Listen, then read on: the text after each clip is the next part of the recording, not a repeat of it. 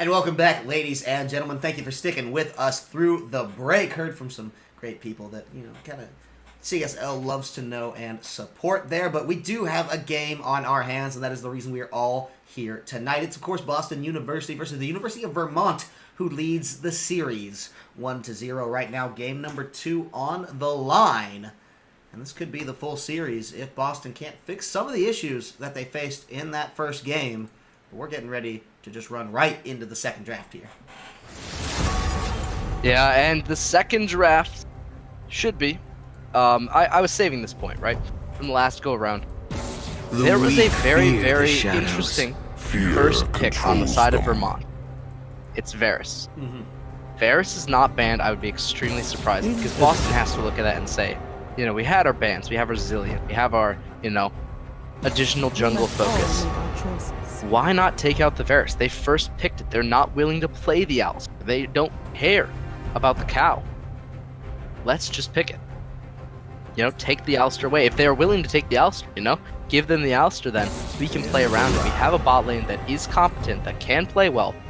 But when you give somebody a comfort pick like that, right? And it was an extreme comfort pick. Things can happen that are outside of planned, normal, within range stats, right? Stats don't tell the whole story. That's the magic of being human. Sometimes people overperform. Sometimes they have something, a little bit special on certain picks that just makes it all worthwhile. But this time around, they are testing. They take out the Victor instead and leave up the Varus. Interesting. Yeah, that's going to be out and away. Now, according to our pro draft, that Scion actually is their first pick. Okay. First pick Scion, so it was very good in certain regards, right? It, allowed them to charge in. It was very frontline. Those were very good things. But at the same time, it wasn't amazing. It got bullied by the Urgot really hard. It didn't have a fantastic laning phase. It didn't have good impact on the map. It couldn't open up space for the jungler on the top side. He had no priority, no ability to be anywhere near him. But now on the Taliyah versus a Mumu, right? A Mumu is by far and away one of the most fun picks that I've seen start to come back into the meta. He is great as a tank. He can explode people. He gets ridiculously tanky for absolutely no reason while building full AP, and still does a heck of a lot of damage. That's just a champion. You love to see these, sort of simple champs come back in, because it means that a lot of stuff is viable. If you can play a simple champ and he does well, not broken, it's just, able to be played in a meta that's super high mobility. That's great to see. I love to see that sort of. So, fantastic there. More bans come out. The Lucian taken off the table as well. They don't want to let what could have happened to the Varus happen to them. So they remove the Lucian, pick up their AD. They've got a Xayah. It's a great AD. I actually think this is fantastic for their team because the majority of the reason that support win spot had trouble last time is because he was playing an AD that doesn't infinitely scale. When you get him onto something that has the ability to go further, that can be the hyper late game, but also as a support to do early game, as I say that, Leona comes down, it's the perfect combination, right? The support is the early game, but if it doesn't pan out, is still late game. He can still win fights. He can still 1v9. And that's a super important thing to have, I think, for this Boston side. Boston definitely going back to the drawing board with a lot of what they're setting up on this particular game for themselves. I like it. I do too. I think a lot of the suppression mechanics that they're going to be able to bring in with the Leona, with the Amumu, are actually going to cater to the strengths that they had. Stun. Right, for that last game, because it was when they could really engage and disengage at the same amounts of time that we saw kind of the best plays of Boston come out around their fighting. So they're still going to have to worry, basically, about the Glacial Fissure out of Braum, and I would say the Weaver Wall from, Waraki's Taliyah here are going to be the biggest threats because I think the early game macro. Pyrocryptic didn't really do a lot on that Scion with engage tools, right? So, I did mention it, yeah. I think that specifically as we load into the Rift, the things to look out for are the macro, the rotations from the Taliyah. If Veraki can actually take that and be super effective, things are going to be extremely hot under the collar for the side of Boston. But it's time. Game number 2. Will Vermont take it 2-0, or will Boston equalize the series? Yeah, we're going to have to find out here whether or not it's the red side favored in this evening, or it's just UVMs to take all the way. Generally, see the team that wins by 12k gold take the second game in the series as well. But it's you think about just the amount of multiple universes in which that game didn't quite go as wrong for Boston, right? And just where the small little things that make League of Legends the game it is could have shifted into their favor, could have given them the first W of the series. We'll see if they try to find those to their favor this time. It's still just a line of scrimmage drawn on either side. No one willing to hop off sides and get that yellow penalty flag for the start of the first invade. No kills off the rip. We saw a reasonably late start to all the kills last game. It was like something close to 10 minutes before that first fight broke out, and wouldn't be surprised if both of these teams are just content to keep trying to play that style, get as well-rounded in their lanes as they can, and then just pick the scraps. I mean, it's not the worst idea, right? The things that were pressuring Vermont early are the lanes. They were getting run down, they were losing, they were getting pressured. They turned them back, but things start to go sideways again and they don't recover. I mean, this is the same kind of composition that BU are running, but it's even more forward focused, right? It's even more about the dive and the CC. You mentioned the CC trains that they're going to be able to pull off. Fantastic.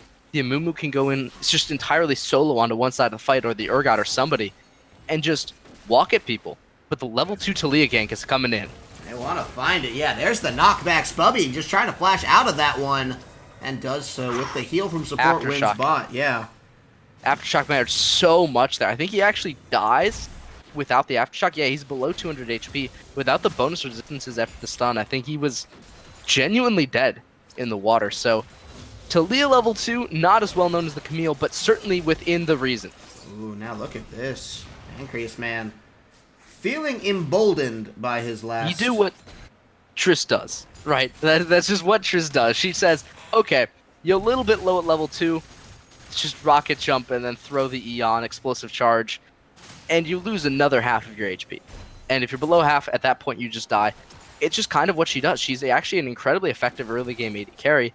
Most people forget that because of how much time we've seen Lucian, we've seen these other champs that just, 100 to 0 you at level 3.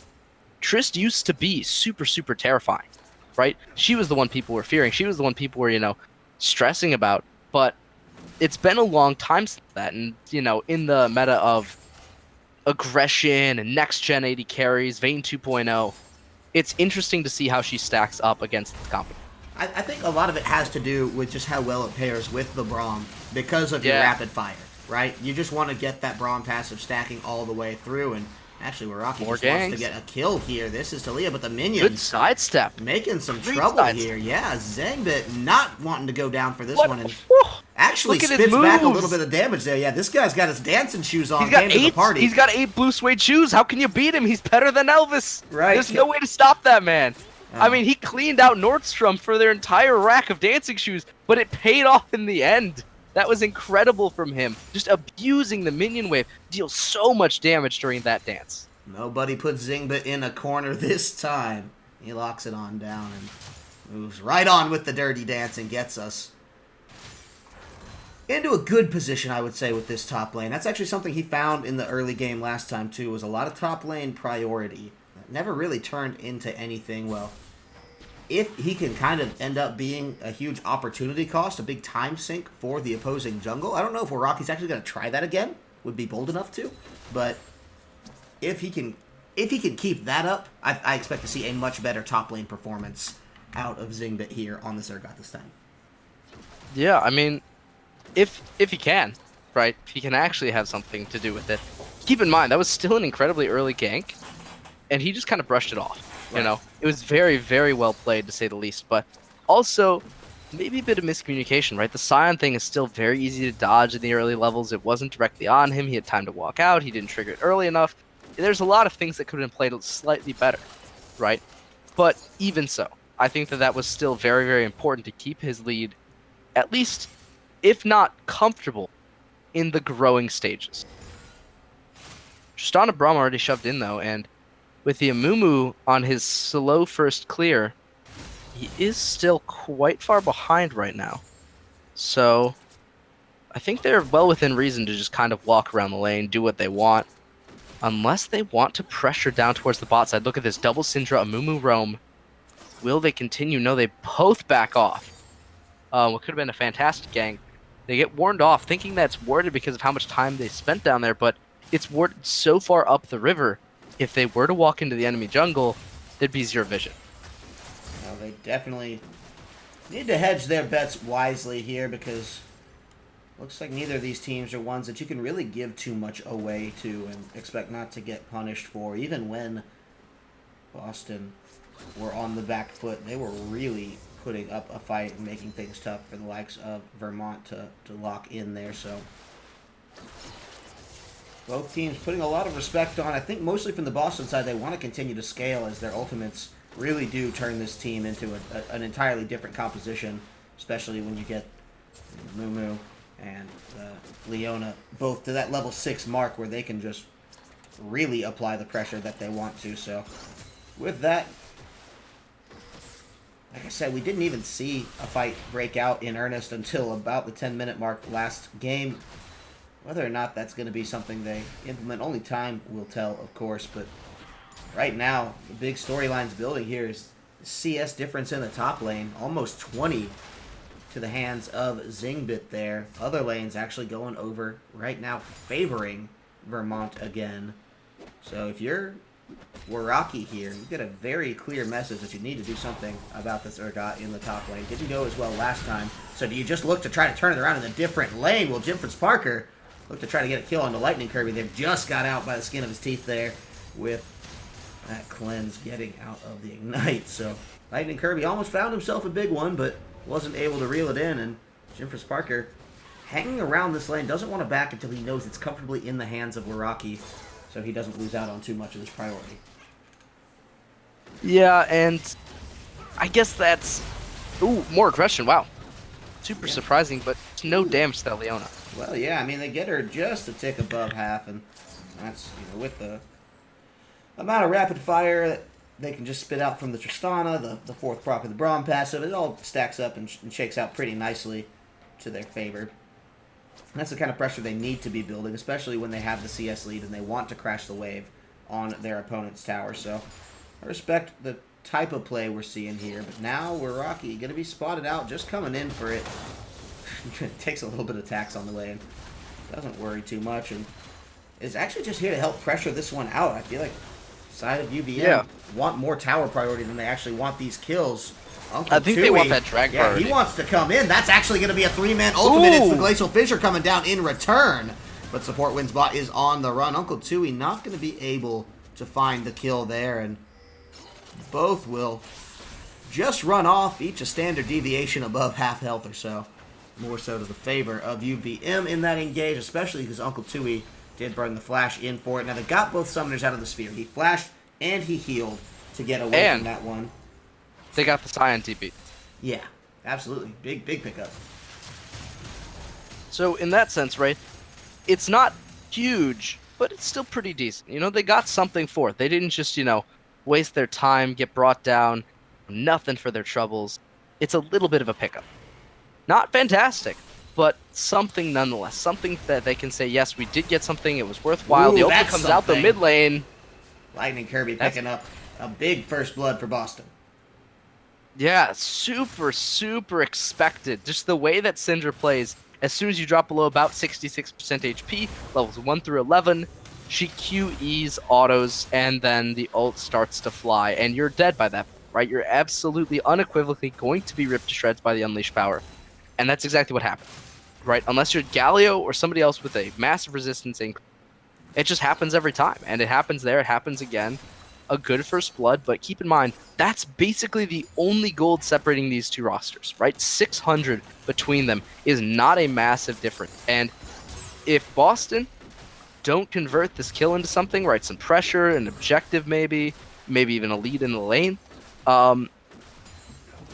it's just an even game after that, right? Besides the kill, a little bit of a CS differential in the top lane, and that's still kind of equaled out. You know, the mid lane, sorry, not the mid lane, the jungle, right? The Talia outpacing the Amumu greatly. Rocky, even though he has not been super effective in his ganks, he has been very effective at getting that counter clear and the extra farm speed. So in that sense, he's doing his best trying to keep these two teams close, but it's really hard when your top laner is down 40. Yeah, you can say that again. That's a rough position to find yourself in the top lane. I think the best thing for UVM, kind of the damage control around that kill, is that it was isolated. It didn't give an assist over to Uncle Tui or Slubby there. You know, somebody that might come in and try to make a gank in the mid lane. So, did help them with that, but still, just the 300 gold advantage going to be something taken into account here as they do continue to try to find the fights, outpace this one out. 11 minutes, and it's been a quiet game again thus far, as neither of these teams seem too set on destroying this early game. It's another one, and just like that, Lightning Kirby on this Syndra is off to the races. Say one auto. Once. Yeah. Flash down. Wow, that is not a good position to be in. The Dragon taken away as well. That's Mountain Drake this time. They're going to try to separate it with the Weaver's Wall. Slubby, you're going to have to flash this one if you want to get out. The teleport is what they come in for instead. Yeah, and they want a little bit more. Are they going to be able to turn this one around? Zingbet, he's a huge lead already. That's the sphere going down. Support wins bot. In some trouble where Rocky will go down as well. And now Pancreas Man, the last one standing from this one. And here's Uncle Tui just to send him down to the grave in style. Amumu gets that kill with the Weeping Mummy. And just like that, 5 kills over in the hands of the side of Boston here. And I hate to say it, but the game is basically over at this point. I mean, you take a look at where they got their kills. 2 onto Syndra, 1 onto Urgot, 1 onto the Xayah. I mean, it's everywhere they need it, right? No superfluous kills, not all one stacked on person. They've got a great team comp for engaging, and the real problem, right, with Vermont's draft this go-round is their front line isn't big enough. They don't have enough space to say, yes, we can have Cassiopeia and Tristana and Talia all stand back. There's just no way, right? With Urgot diving, with Amumu going in, with the CC flying from Leona and the Syndra, there's no way they have enough space to be able to actually win these fights, so they're going to need to find picks, right? They have a chance.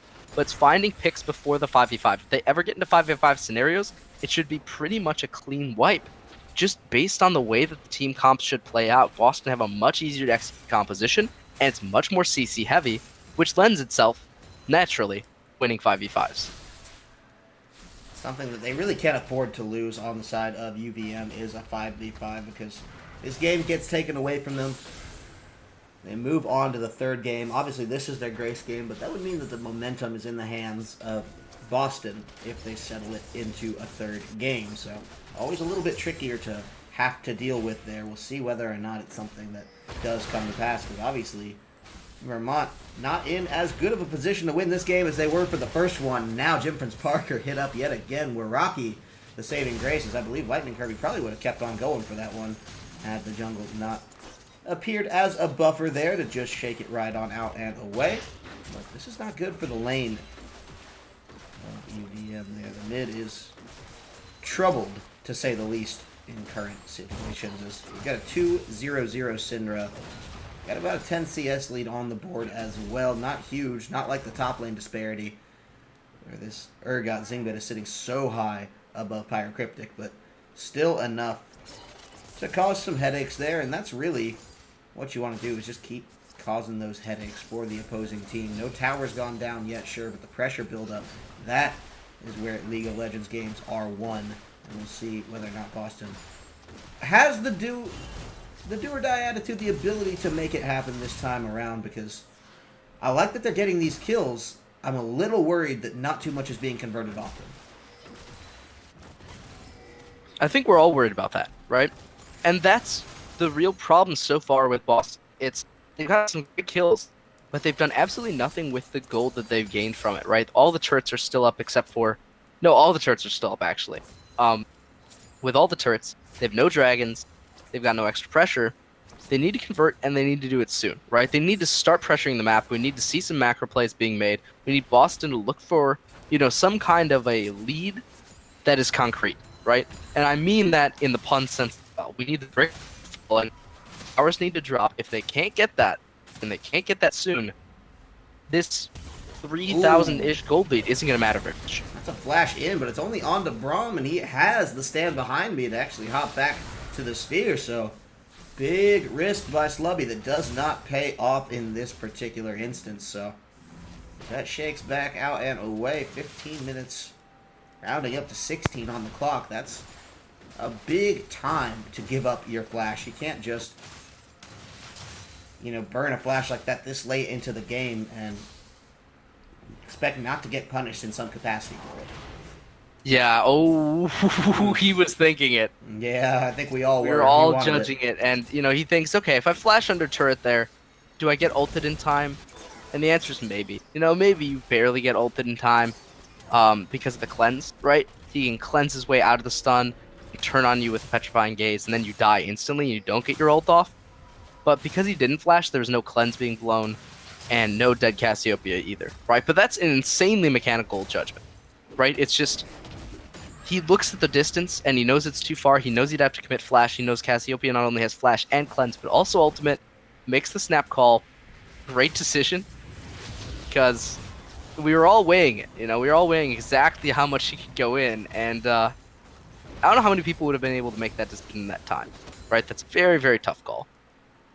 Yeah, that's one of the things that, you know, you have so many differentiating factors between teams here. Well, that's one of the ones that can really separate the great from the good here. And both these teams, obviously good teams that we've seen, but great mechanical play like that, just to be able to have those instincts, the sort of mental athleticism and agility that you would assign to Collegiate League of Legends on display there. And one of the more entertaining parts of any broadcast is when we get to see plays like that made with the right amount of action and really just player instincts pushing things to the limit. And well, what I'd like to see push the limit is the turret's health bars. I'd love to see that, in fact. Yeah, any kind of tower at this point. Really any objective that's not that first mountain, Drake, would move this game along, right? I mean, it has to happen soon, right? If it doesn't start to happen soon, you just got to wonder what BU are actually waiting for. When's the trigger? When's the time to go in? Tristana just gets bigger the longer you wait. And I know you still win the 5v5 right now, but eventually the 3-threat composition is bigger than the 2-threat composition. That's just the case. So you're going to have to play pretty well in order to secure them in late game. This is the time, right now, when they should be pushing, when they should be looking for advantages, when they should be getting turrets. None of that has happened in quite some time. We said it twice now. Things are starting to look a little bit worrisome.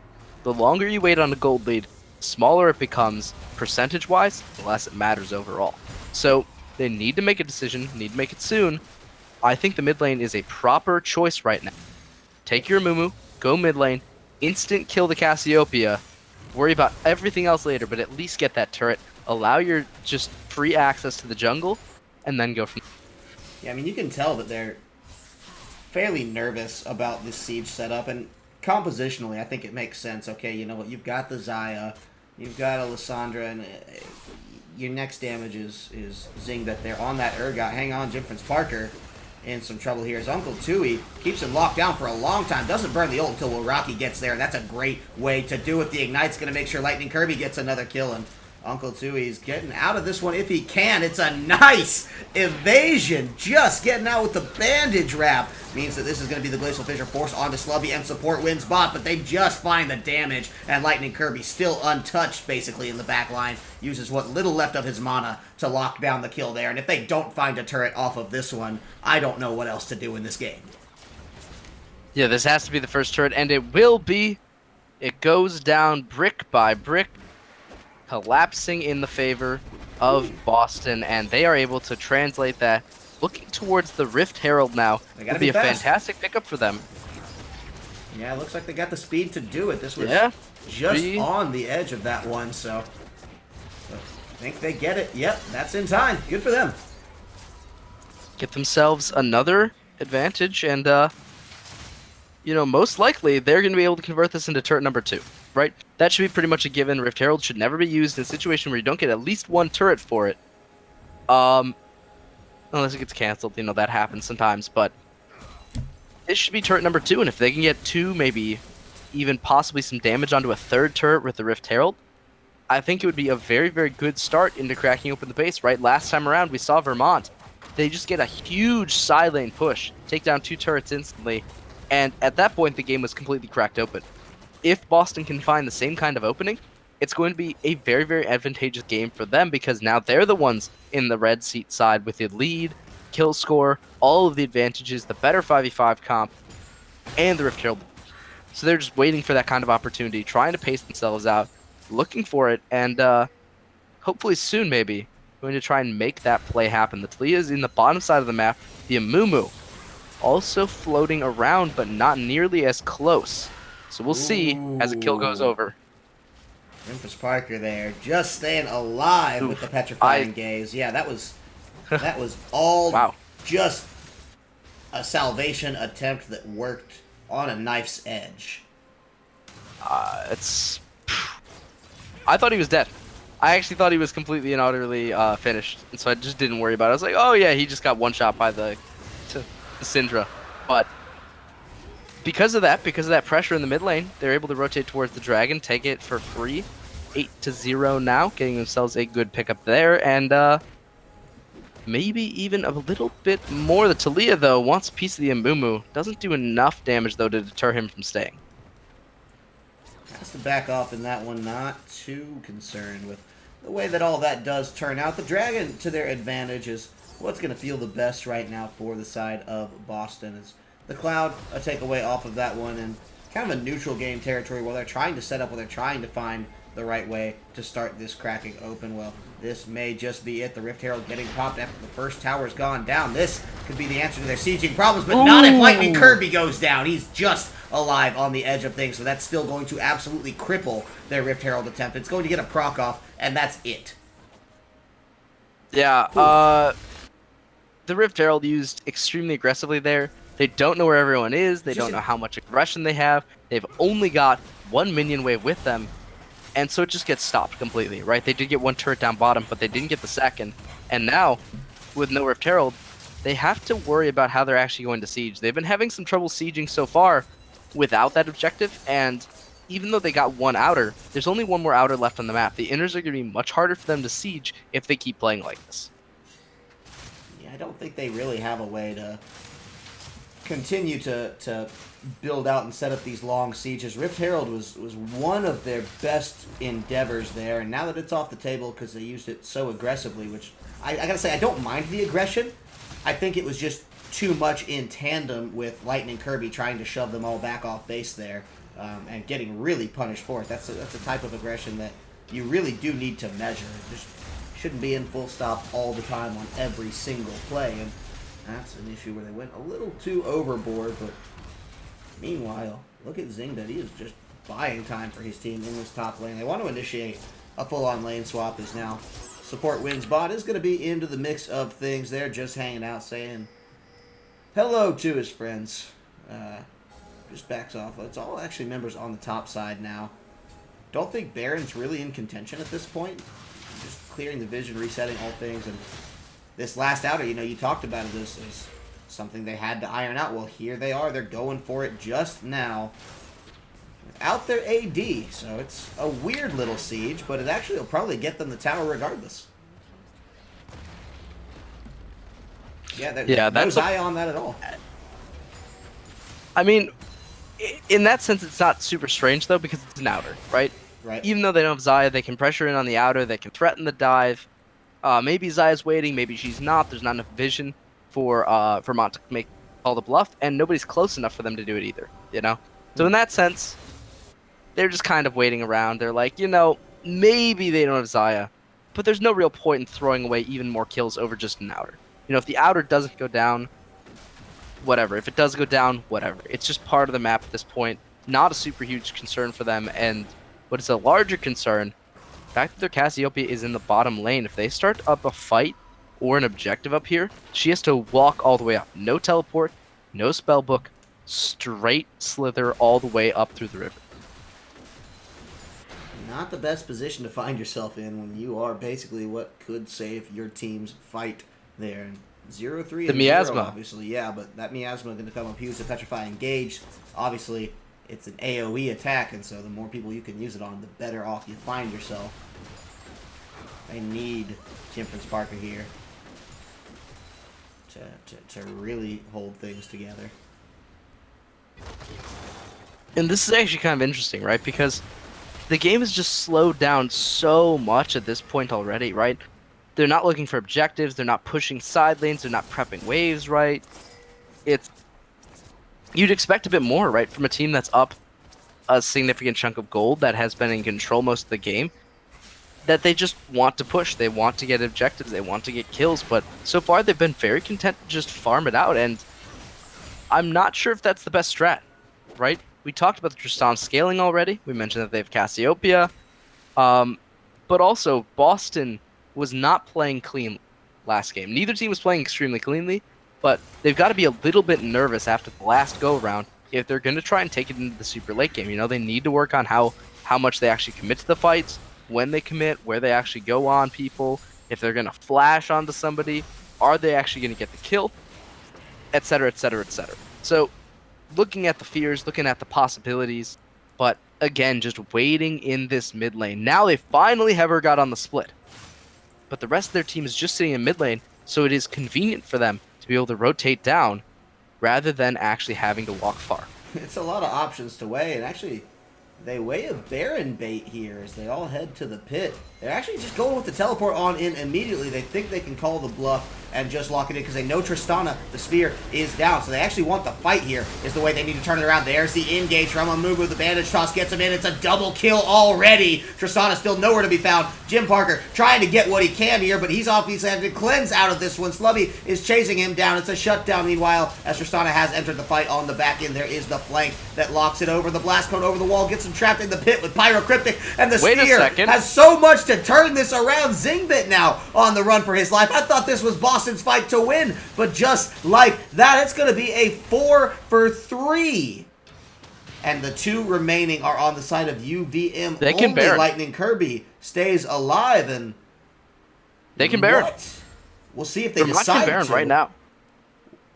We'll see if they decide to. It looks like they just want to reset these lanes, but Lord have mercy. What did we just see there, Jeff? What we saw was a very, very good engage, but not catching the crucial member, right?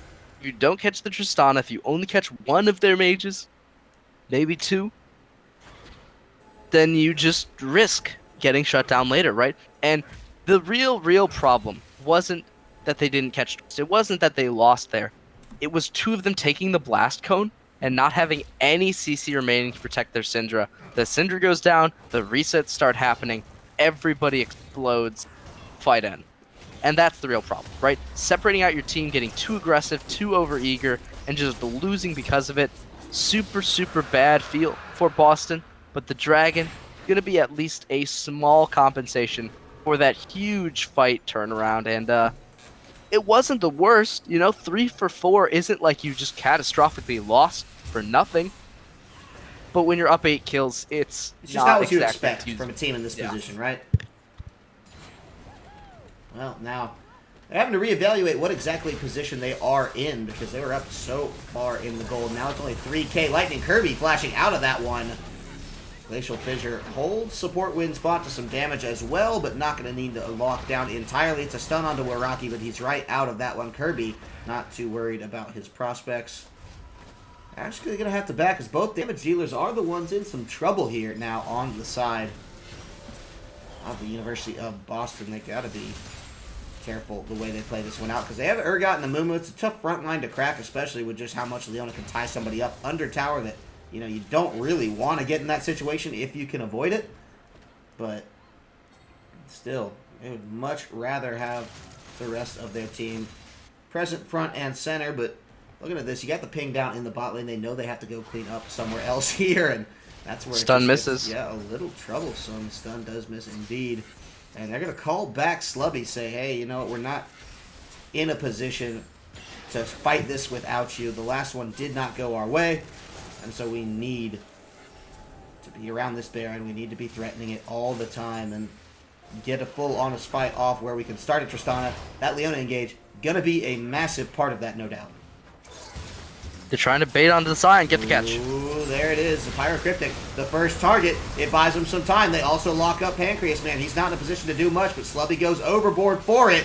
is going to sacrifice just to try to tie this Scion Ghost up a little harder. It's a 1-for-1, but it's tough for support, and that favors Boston. They want to find more, but the jungler just goes down. That one is found out now by UVM. They're going to continue pricing this one out. Vermont is trying to get another tower off this one. The feathers fly, though. The Sphere, what are you doing? Pancreas, man, can't ult you out of that one. And they have found himself a grave, as well as Uncle Tui is just hot on the pursuit. He does not want to let this one go, but he just might have to as Jim Starker tries to get it. Support wins. Bot is there. The AD to take it out and away. And yet again, it's a trade with just 1 kill difference, but that time it's back in the hands of Boston. Vermont comes up short on that one, losing their top, mid, and AD. Only the giving roles of support and jungle left alive to defend.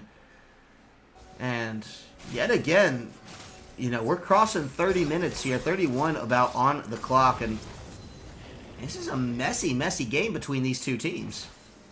Yeah, it's certainly about the fight and not about the objectives. I mean, these two teams are just looking for scrap. They're looking for engages. They're trying their best to just win it out in the 5 versus 5. And, you know, it's producing some very interesting League of Legends. Exciting, most people would say. And that's pretty good at the very least. You know, Vermont's got some kick left, but so far with the red side winning both these early games, and now Boston looking like they're very convincingly going to be at least set up take the second one. You know, they're not guaranteed yet. They need the Baron, they need a little bit more, but they are at least set up to be in that position. And if that is the case, you know, red side, rotations again after this game, is it going to be just a win for the red again?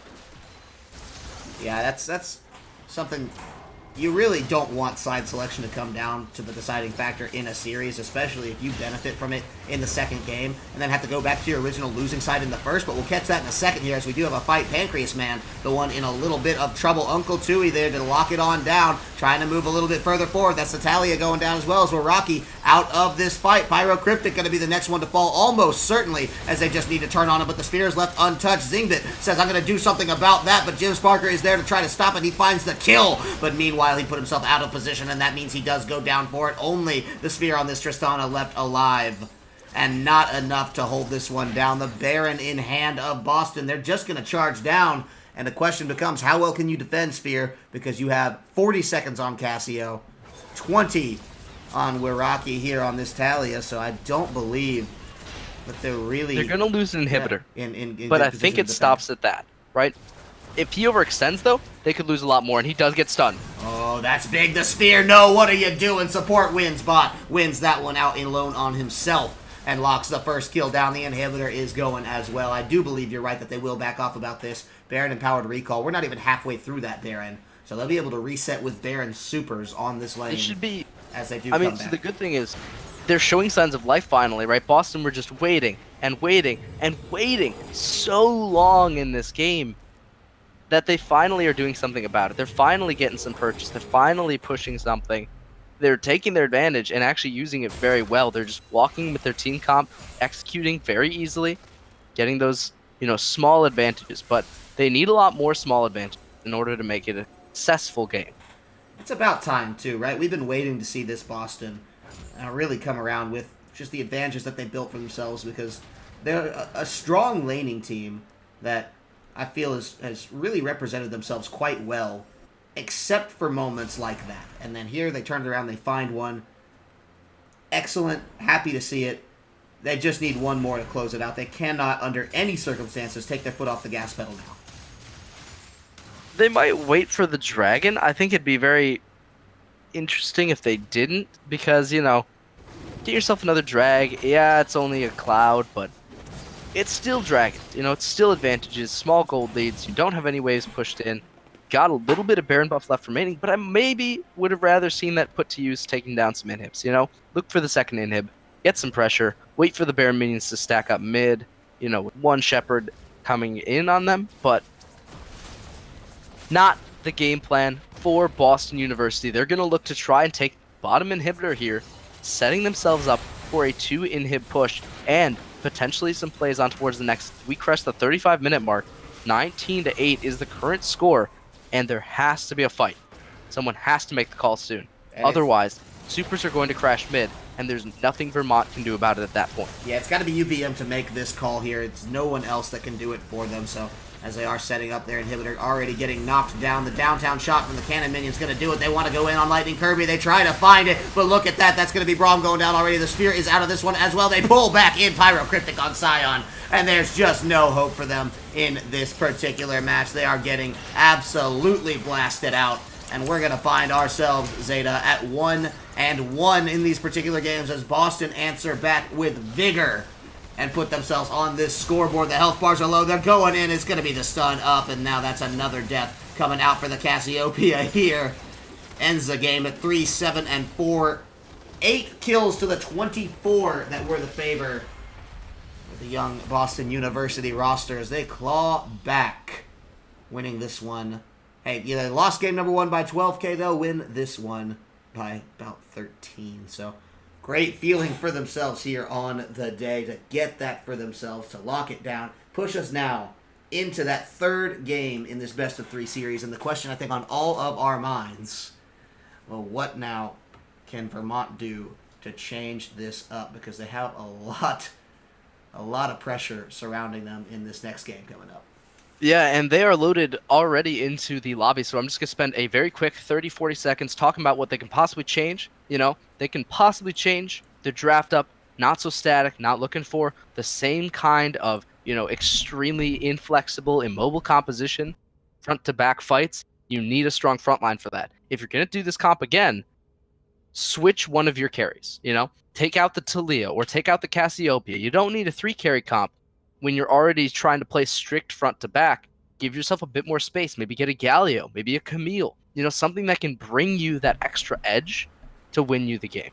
But with that being said, long road to go. We'll see what they go for draft for game number 3.